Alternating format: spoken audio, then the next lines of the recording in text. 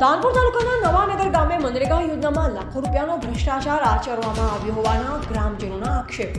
ધાનપુર તાલુકાના નવાનગર ગામમાં 2016 થી આજ દિન સુધી આશરે 40 કેટલ શેડ, 42 કુવા, 25 ચેક ડેમ તેમજ 12 માટી મીટર રોડના કામો કર્યા વિના બારોબાર રૂપિયા ચાઉ કરી ગયા હોવાના ગ્રામજનો દ્વારા આક્ષેપ કરવામાં આવી રહ્યા છે।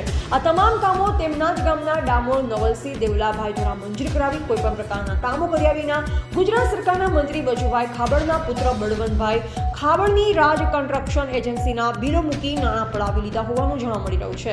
આ ભ્રષ્ટાચાર સંબંધે નવાનગર ગામના અલ્કેશભાઈ વીરાભાઈ ભુરિયાએ મુખ્યમંત્રીના સ્વાગત કાર્યક્રમમાં 2 વખત રજૂઆત કરી, તે છતાં કોઈ જ કાર્યવાહી ન કરવામાં આવતા અરજદારે રૂબરૂ લેખિતમાં પણ રજૂઆત કરી અને આ ભ્રષ્ટાચારમાં સંડોવાયેલ કર્મચારીને જવાબદારો સામે કાર્યવાહીની માંગ કરી છે।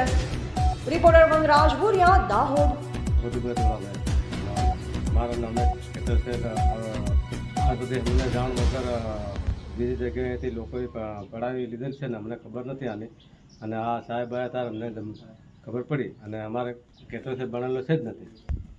શું નામ તમારું? બધું ભાઈ ખબર।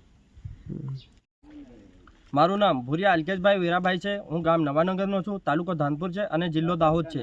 આજે મનરેગા યોજના ગરીબ કલ્યાણ માટે આ યોજના કાઢી હતી। આને યોજનામાં આજે સીસી રોડ તથા માટી મેટલ કે કૂવા કે ચેક ડેમ તથા કેટલ શેડની લોકોને ખબર પડે નહીં એ મુજબના કામો ઉડાવી જાય છે આ લોકો।